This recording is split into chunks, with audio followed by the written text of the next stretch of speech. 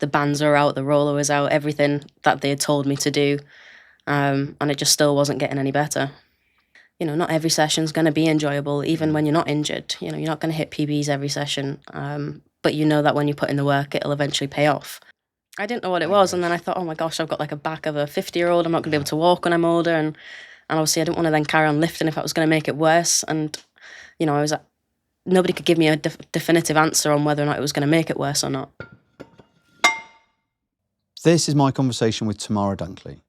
Tamara is a competitive powerlifter whose performance at the 2023 British Powerlifting Championships marked her out as a possible future international lifter. Unfortunately, a nasty and prolonged back injury has meant that she has had to withdraw from competing and focus on trying to get pain-free and lifting again.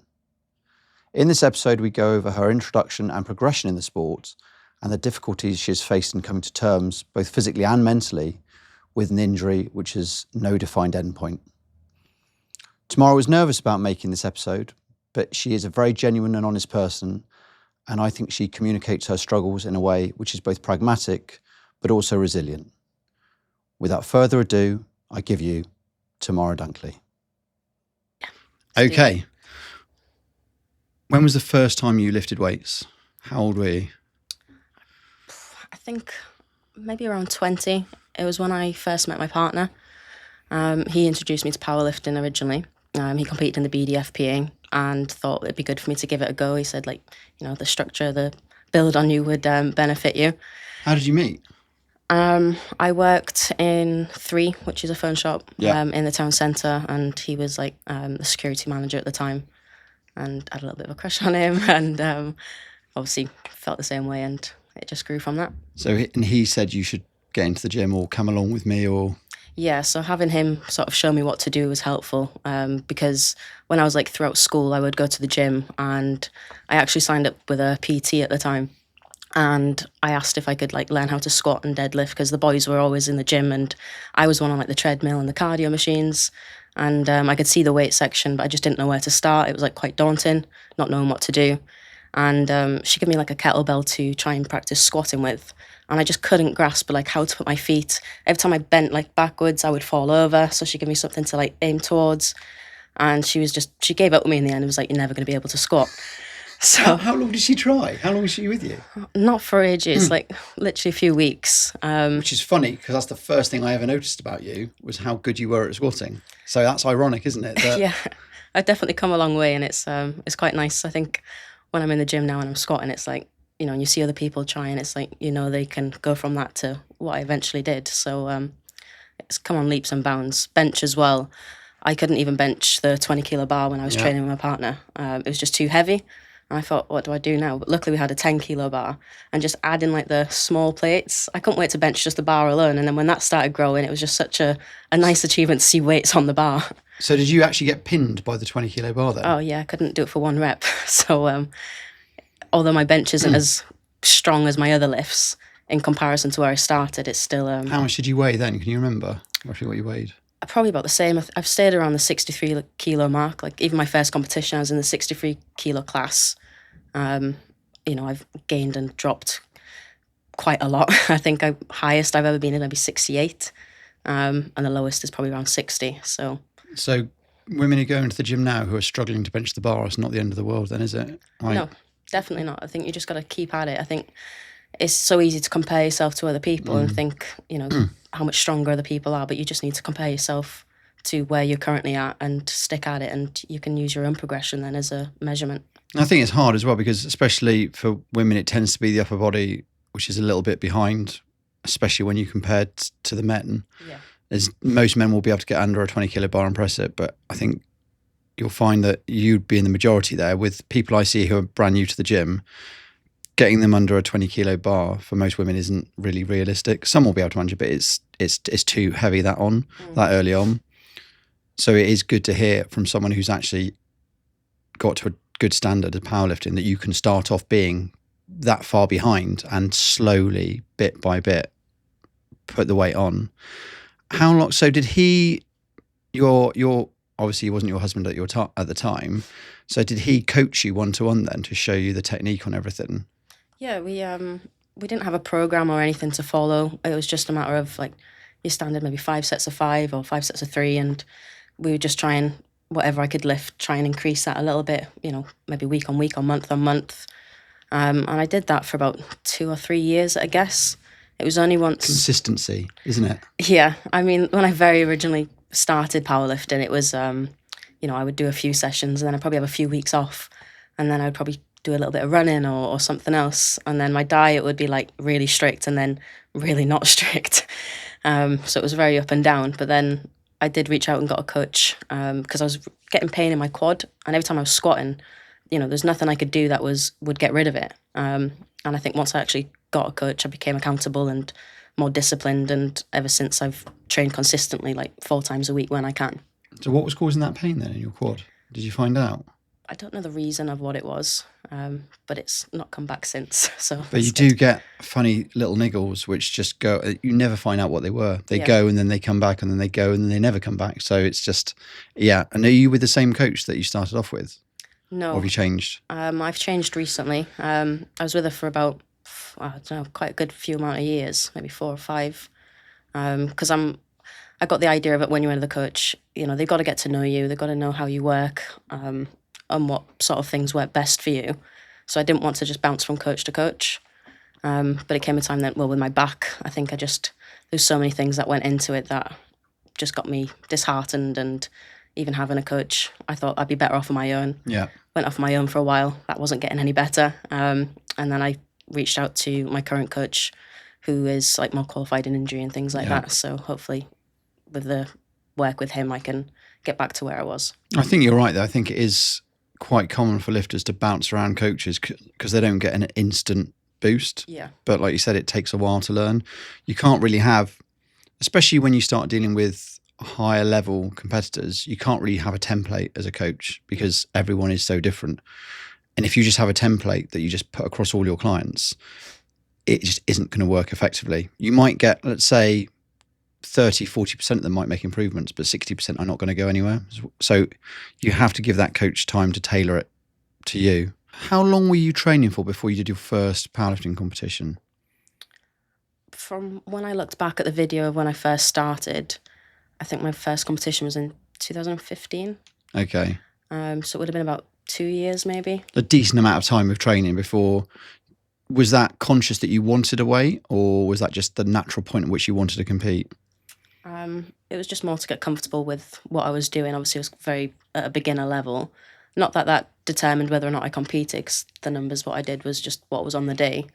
But with my husband competing at the time as well, sort of having a look at what other people were lifting and realised what I could do, I thought this would be a good time to compete. And did you watch him compete before you did? Did you go to his competitions and watch him lift? No, I think the first comp we actually did together. So that was quite nice. I've never experienced handlers and all that you do now. Yeah. So thinking back then where I was writing my own attempts on a slip and giving it in and doing my own warm-ups and you didn't have a handler, people. so you did your first comp with a handler. Yeah. Which I think is probably the best way to do it. Yeah. Yeah. So when I started powerlifting, which is obviously a fairly long time ago, over 20 years ago now, there was no such thing as a handler. It just didn't happen. You tended to have a mate who you took with you to help spot you in the warm-up room. Yeah. And then that was it, really. And at some stage, we've sort of morphed from lifters just lifting to everyone's got to have a handler. Everyone's got to have their own full plan before lifting and stuff like that. It just wasn't something that happened. I think when we did a competition, which was just after COVID, and we had a limit on the amount of people that could be in the building, so there couldn't be any handlers. And people lost their minds. The lifters were like, well, I need my coach there. I need my handler there to do it. And you're like, you don't really. And we had to have a table set outside the gym with a video link up and a walkie-talkie. So the coaches could sit outside. I'm like, you really don't need this. But they actually needed that set up because they were reliant so much on their handler. So I think you probably did that the right way around. Yeah. So you did your first ever comp, and that was, what federation was that? That was with the BDFPA. Okay. And then from there, what happened lifting wise? So you did your first ever comp, you've just got used to it. Did it go well? Yes, it did. It went very well. I think I had the Welsh record squat. That's pretty good then. And Yeah. what can you remember what it was? must have been like 110 or 120, Right. something around that. So my squat's always been a lot higher than everything else. My bench at the time, I think I was opening on 30 kilos. So when I was in the warm-up room, it was just like the bar. Yeah. And then It's funny, if someone hasn't got a big bench, the warm-ups, you don't really need many, do you? no. And I remember asking the girls in the warm-up room, like, you know, how did you get your bench so high up? Because like I'm just doing the bar and then that was me done. Yeah, and they're probably asking you, how did you get your squat so high up? Yeah, Because they probably watched you squat and then watched you bench. So hang on. Yeah, could have been. Yeah, the comp I did was with the BDFPA. I think I stayed with them for a fair amount of time. I can't remember how long, maybe a year or two. And then I was looking for another federation. I seen so many like videos on Instagram and different federations that people competed in, and I wondered what else was out there. So I asked for advice on where to join next, and I wasn't really sure or familiar with all the different ones. And then the ABPU came up, and the 24-hour weigh-in sort of appealed to me, so I went and did that. I did that for about, I don't know how long, maybe only a year or two, not that long. And after I sort of did as much as I could in that federation, I then came across British Powerlifting and realised that the competition was even harder again. And I wanted to challenge myself, and well, I'm obviously still there at the moment. So you went and did a qualifier for British Powerlifting. Yeah. And then your first British, which was... It was last year. And that's when did you 167? Is that right? Is that what you did for a squat? Yeah. So I think I remember seeing that squat and then messaging you. Because at the time when I was head coach, I had a list of people to watch for future internationals, and you made that list by your performance at that competition, and I messaged you. And I think you won't know this now, but you were on a backup list for the Western Euros. Was I really? Yeah, you were just off the bottom of the people that we selected to go. Wow. So that's how close you were to doing it. Yeah. So obviously that was a very good performance. And the other thing that I was on the lookout for, which I noticed, was your technique was so sound. So if you've got someone who's squatting a heavy weight, but they're all over the place, and then you've got someone who squats 2.5 kilos less, but it's very solid, that's more impressive. Especially because I was looking back then at potential of what you could add to that total. So what happened from there? So you did the British last year. I did the British. That was that Nottingham? Yes. That Nottingham Strong, wasn't it? Yeah. I can't believe I was on that list. Yeah.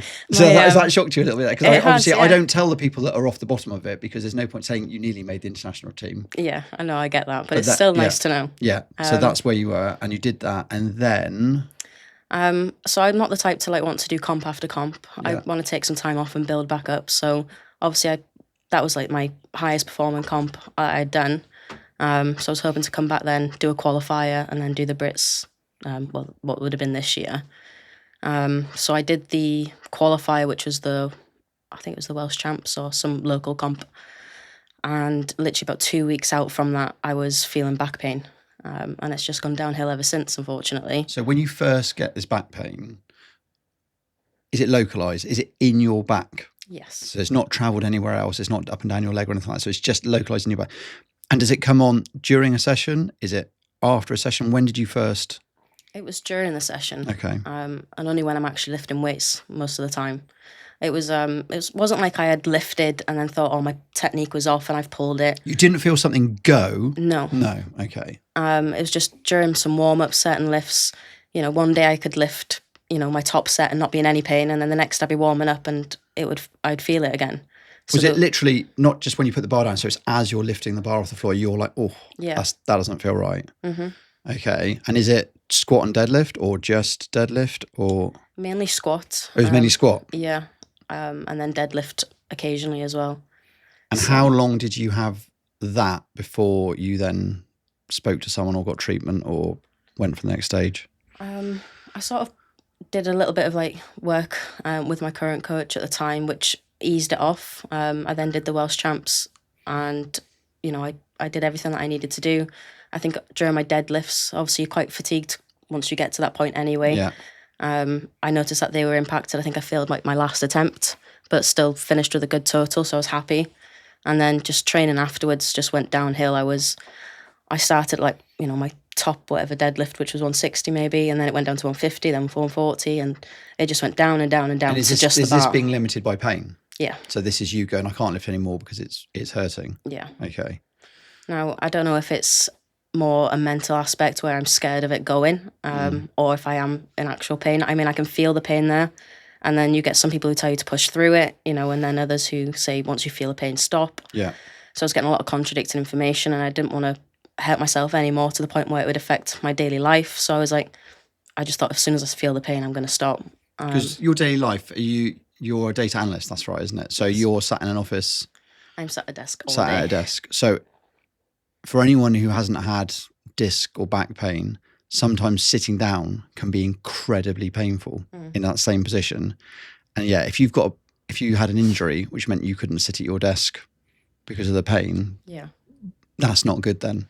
Because at the end of the day, powerlifting is a hobby and it might be a passion, but it's, it's not paying your bills.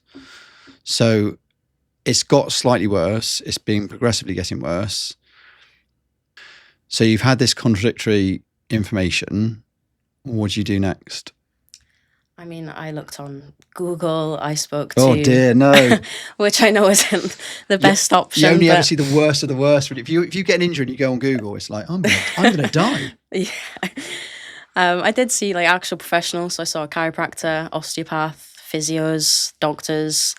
Obviously a lot of people probably been to a doctor themselves and they tell you just not to lift completely, which again is something you're not sure whether to take their word for because they're a doctor. But when you speak to people who have been in sport, the worst thing to do is just rest and you need to keep moving. So my doctor told me to take paracetamol. Brilliant. Well done. Doesn't even work for nerve pain, paracetamol. So, Yeah. No, it wasn't very helpful. So you've seen chiropractor, physio, osteopath. Are they giving you stuff to go away and do each time? Yeah. And you're going to like rehab exercises. Yeah. So you're going away, you're doing these and you're not getting any relief. Is that right?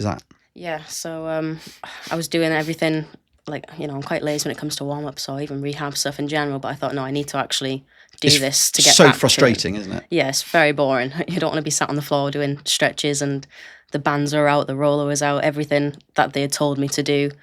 And it just still wasn't getting any better. So it was just very frustrating. And what did you do then? I think this was a point where I decided to go back on my own. I thought, look, I'm just going to strip the weight back completely. I start with a bar again and just really make small increments going back up and see how I get on.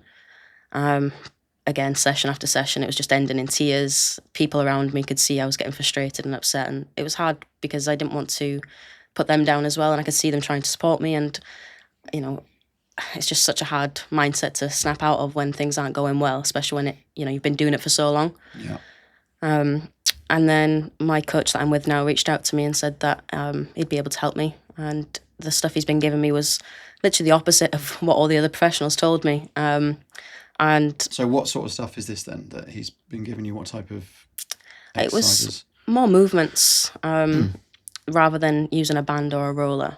And they were very specific on warming up certain areas of my body before then I went into doing the main lifts. So like he was very helpful with like communication, which is something I really, really needed at that point. And he's a distance coach, so he's not someone you're seeing in person then? No. Right. Okay. He lives in Ireland, so okay. I don't get to see him. Yeah, that's a bit of a long round trip, isn't it? So yeah. So I texted him from my session saying, oh, my back's hurting. And the way he dealt with it and spoke to me was exactly what I needed. He would then advise me to do, certain movements on the floor for so many sets and reps, see how I felt, and then go back to it. And everything sort of took off from there. And I managed to do the World Championship. No, not World Championships. What's it called? Summer Cup. The Summer Cup, yeah. And I didn't experience any pain whatsoever. Not throughout warm-ups, not throughout my top sets. I got the qualifying total. I was like, I think I, cried at the end just because of such a relief. And then training went downhill again afterwards. So I'm not sure what's going on. But yeah, it's come back again. So you've had a scan. What stage in the process did you get that? Was that before you went with your new coach? Yes, it was before. It was about a year and a half ago, so about 6 months into the injury. And it showed, what did it show exactly? A bulging disc between the L5 and S1. Okay. and a tethered S1 nerve. I mean, I Okay. read into the documentation, and the stuff that it said was terrifying, because it said something about like disc degeneration, and when you don't really know what that is, and you This is the look into it. problem when you read a radiographer's report, is Yeah. they do everything in very matter-of-fact language, and it's like arthritis, degeneration, and all those things are perfectly normal. Yeah. But if you don't know that and you're reading the report, sometimes I think it's best just not to read those reports and let someone else read them and interpret them first. Yeah. But yeah, you see a lot of scary I didn't know what it was, and then I thought, oh my gosh, I've got like a back of a 50-year-old. I'm not going to be able to walk when I'm older, and obviously I didn't want to then carry on lifting if that was going to make it worse. And nobody could give me a definitive answer on whether or not it was going to make it worse or not. But it was just something I was so passionate about, I didn't want to just give up. So, how long ago was the Summer Cup? I think it was back in May. May. And so after that, and it started hurting, you made a decision just to withdraw from powerlifting for a bit. I suppose so. I carried on for quite some time. The idea was then to do the British, which is now. This week. This week. But like after a couple of months of lifting again and being in pain again, I just asked, can we like sort of strip it back a bit, do some movements just to find enjoyment in the gym again, because I just wasn't enjoying going to the gym anymore. And, if you haven't even got that, how can you push? So we've stripped the plan back. We still keep benching there because that's one lift that I can do without being in any pain. Yeah. And then we're just doing other sort of movements. And what I like is that he's tailored sort of the discipline that I've had with powerlifting. We've focused more on like the other things, such as, my nutrition, my steps. We're going through a bit of a cutting phase now, because I was, obviously with powerlifting, you build such a nice shape, I guess.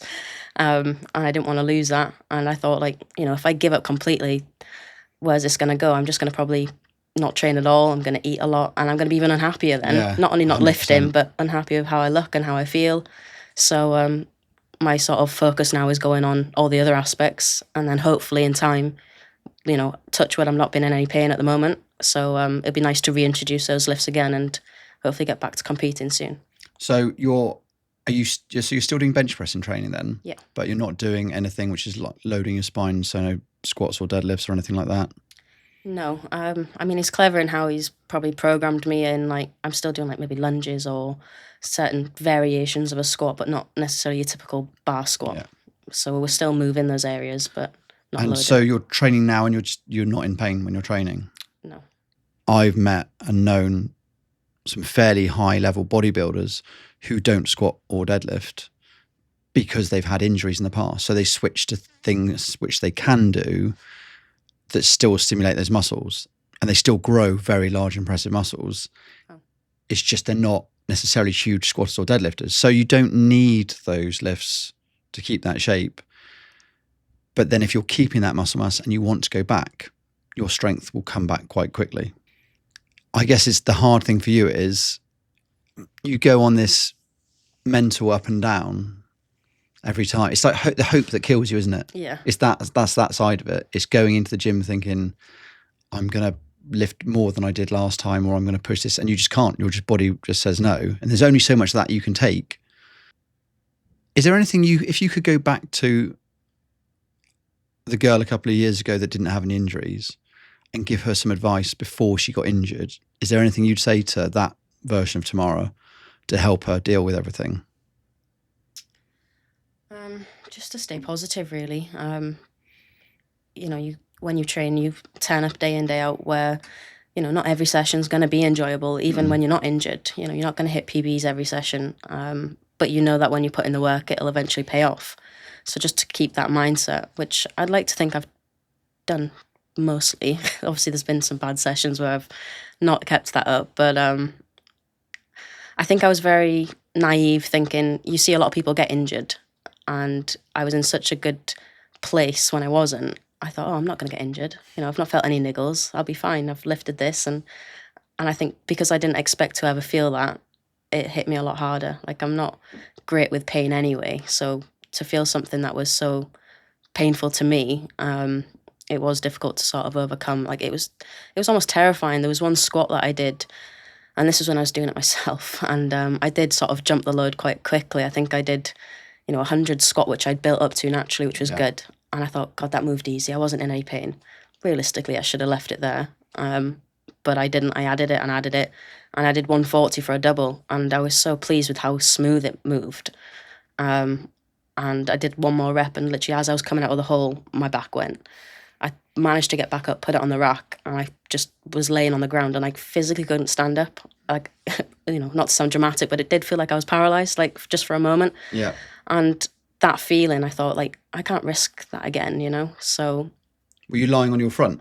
I was on my back. Oh, you're on your back. And I like had to use a squat rack to pull myself up, and I was like trying to keep moving, but I was just, you know, that sudden sharp shooting pain was terrifying. It eased off pretty quickly, and obviously I've not damaged anything as bad as what I thought I had done, but it was scary, and that sort of feeling is in the back of my mind when I'm lifting. The other thing is, for people that haven't had this type of injury, is you'll have good days and bad days, won't you? Yeah. And they can be next to each other. And you can have one day where you can barely walk around out of pain, and the next day you can go into the gym and lift and be fine. Yeah. It's almost no rhyme, and that is mentally very difficult to deal with. You're so used to like training with an RPE, and like the programs I had, it was like work up to an RPE, and I'm like, well, I know what roughly a weight would be for an RPE, but I'm like, I can't lift anything at the moment. So my RPE8s were like, you know, 60 kilo squat at the time, and I was just like, obviously I didn't know how to gauge that. I know, or they'd use the rating of the 0 to 10 scale. Yeah. And again, my pain would either be a 0 and nothing would be like irritated to the point where it would just go straight to a 10. So I never knew how to work my way up. And when you've got a bar on you, it changes the game as well, because you can't just let it go. If it comes on, it's on you and you're out of the rack. So you'll be going down tentatively, and that's going to be in your mind as well. And I think in that situation, RPE isn't particularly helpful, because I think one of the problems with RPE is what a lot of people do, and from what my experience is being around a lot of powerlifters, is rather than think of RPE purely of how hard it is, they've already got a weight in their mind. Yeah. So if the week before your coach had said RPE 8 and you did 180 kilos, the next week it's RPE 8.5, in your mind, you're already thinking it has to be more than the 180, which is not how RPE is meant to work. It's meant to be on the day, how does it feel? And when I look at training plans of lifters from other coaches, all they've done is just a linear periodization. Yeah. Because they just put the weight up with the RPE. And that's how a lot of lifters' minds work. So if you're in your head that RPE is tied to a weight, it's tricky, isn't it? It is, yeah. How do you think going through this has affected you outside of the gym? Like the Tamara that people would have known, has it affected that Tamara outside of the gym? Probably, if you ask people that know me. Like, powerlifting's such a big part of my life, you know. Not that I know it's a hobby, but, you know, when you do it, you dedicate a lot of time in the gym to it. You know, you plan your sort of week around your training days, your rest days. You know, you track your macros and everything around your training. Your friends. Yeah. That you're friends with in the sport as well. Yeah. So seeing them sort of train, and, you know, it was difficult to sort of keep encouraging them as well. I was turning up to the gym, and like I trained with my friend and my partner, and they were having a good session, and then I was lifting, and then I'd break down and it's rough. Yeah. And I could see that, you know, I wasn't in a good place. Like, you know, even once the gym session had finished, I'd be upset and frustrated with myself and thinking, right, I'll just do it again and better next time. And then the next session would come, and it was just session after session was just not enjoyable, not fun. You know, I was really upset. How many times did you think about just quitting the gym completely? A lot. Yeah. I was looking at others. Like, I like to be part of a sport, and, you know, being a part of powerlifting's given me sort of that goal to work towards, whether it's a competition or just the structure of the training. So I considered, you know, do I do bodybuilding? So it's something similar, but, you know, dieting for a powerlifting comp's hard enough. I don't think I could do that. Yeah. So once you get to the competition level of bodybuilding, yeah, that's a different game. Yeah. That's a different game. Yeah. And then, like, I know I'm young, but, you know, to be successful and to work to like a sort of high level in a sport, you've got to start very young. You know, if I wanted to do football now, like, yes, I could play with a local team, but with powerlifting, you've got the chance of going international, and you know, And you nearly did. You were close to it, even though you didn't necessarily know it at the time. Yeah, well, that was my biggest goal. I'd love to have like the GB singlet, and I still hope to one day have that. But obviously, your goals have got to be realistic to what they are. So when I first started, I would, you know, aspire to be somebody who could do that. But now seeing the numbers that I've achieved, you know, it's within reach, I think, within, you know, a couple of years of training or however long it may take. So I just think I've got to keep my head down and keep training to hopefully get there one day. Just finding movements in the gym, you know, that I could do has helped a lot. So you can still be in that gym environment. Yeah. You can still. Do you get a buzz out of training still? Do you still get like that endorphins, feeling good after a session? I do, yeah. I think it's in a different way. It's not the same as, you know, doing your SBD sort of lifts. But I do feel like better in myself for going and doing movements that I enjoy, not being in pain. You know, the accessories that I'm doing, we're pushing to like RP9s, so like it's almost to failure, or, you know, as many reps as possible, that sort of thing. So I really feel like I've had a good workout. It's not just like, I think when I was doing it myself, I was so careful with what I was doing. Yes, I was doing movements, but I wasn't pushing anything in particular. I sort of left the gym thinking I hadn't done a workout. What's the point? So now that I've had this new program, it's definitely making it more enjoyable. Because you can still push to improve them, can't you? You can treat those other movements like they're a competition with yourself. Yeah. So if you would do, like, it could be chin-ups or something like that, doing more 6 months later than you could do is an achievement. You've done something, and having those little carrots. So what I don't understand is, if you take most people in a commercial gym, they're not following a written plan. If you look around, they're just coming in, lifting weights or getting on the treadmill and then going home. That blows my mind.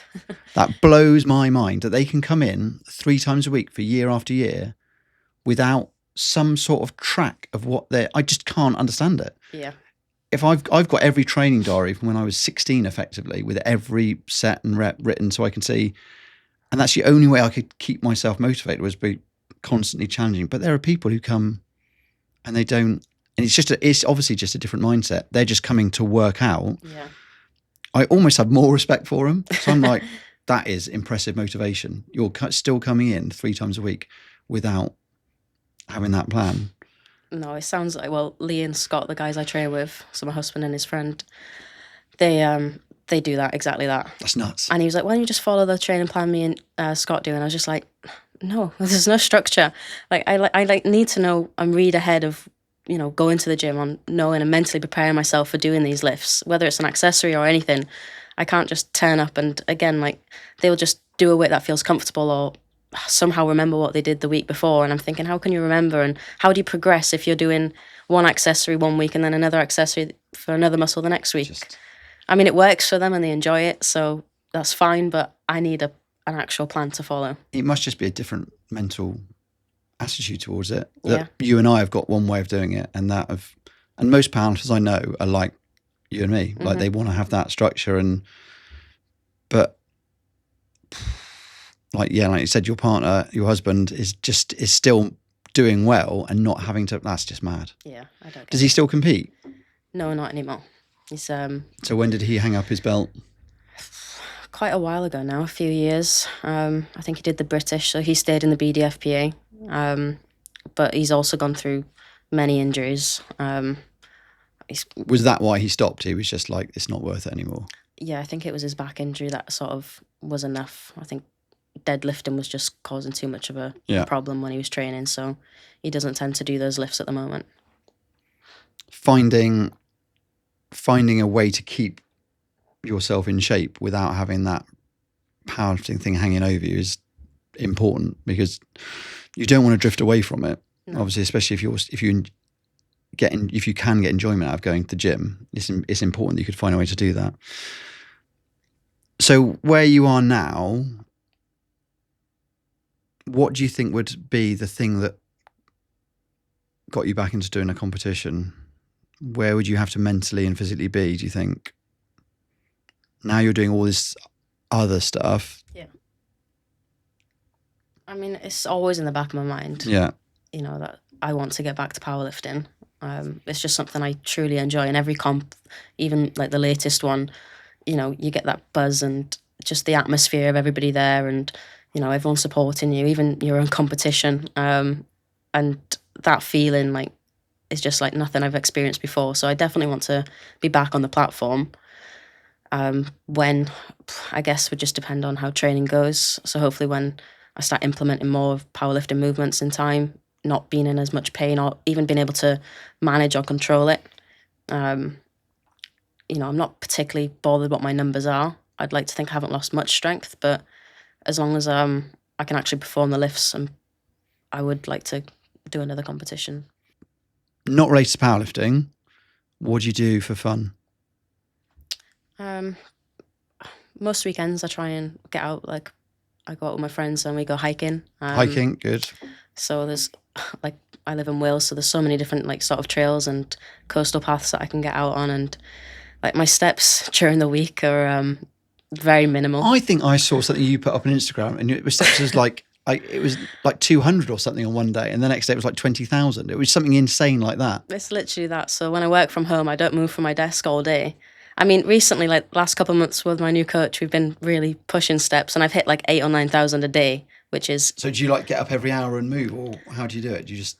I try and get out my lunch hour, feeling that I just have to do all 8,000 at the end of the day. So it's something I'm still trying to manage my time around. But previously it was like 2,000 max a day.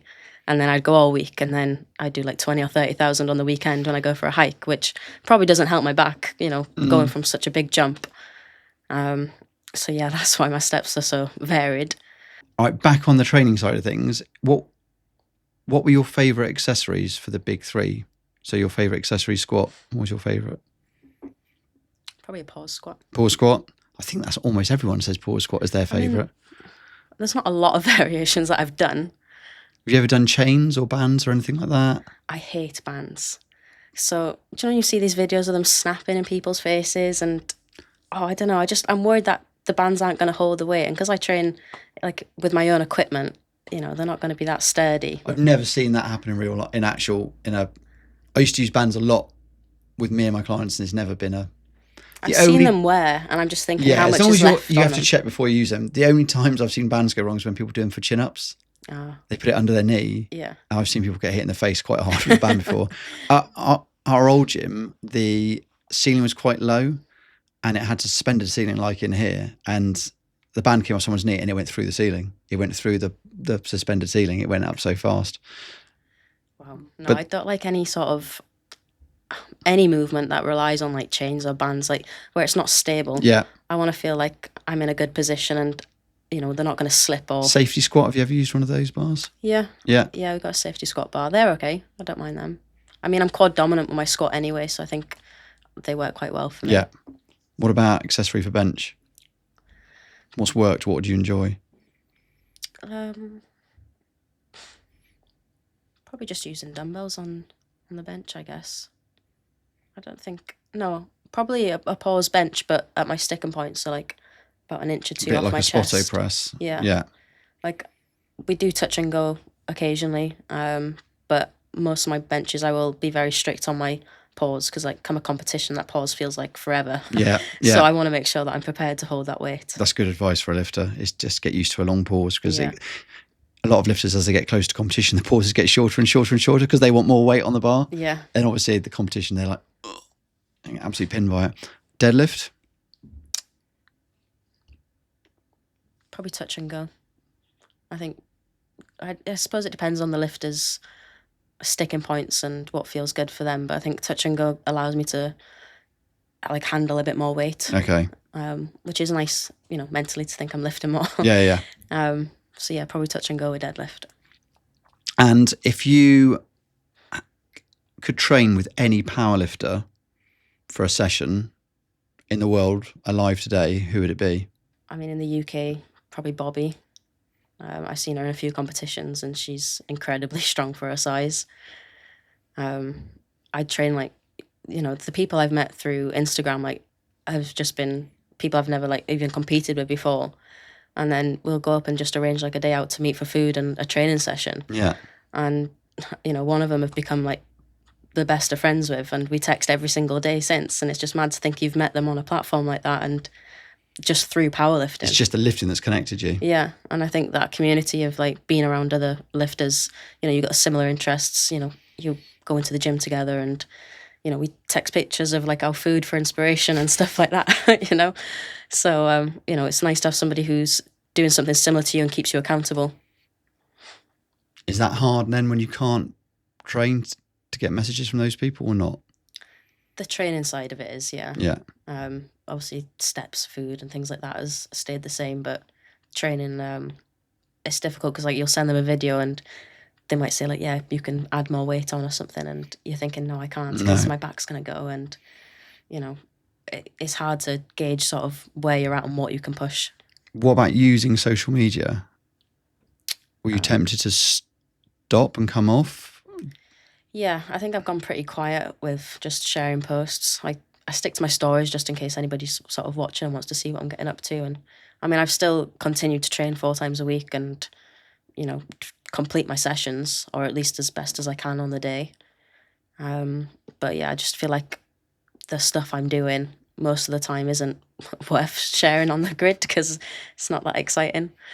But have you found seeing other people on social media hard?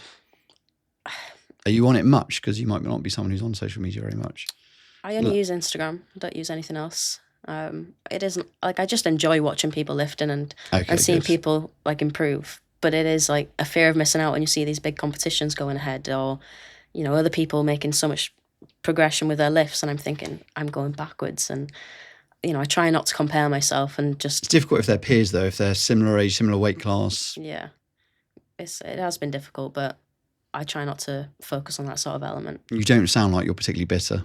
No. Like I've spoken to people who have had similar position, or been in a similar position to you, and they're bitter. Like you're like, they really like hate seeing someone else making progress. I'm like, no. No. It doesn't sound like that's your outlook on it at all. No. Which I think is probably healthier.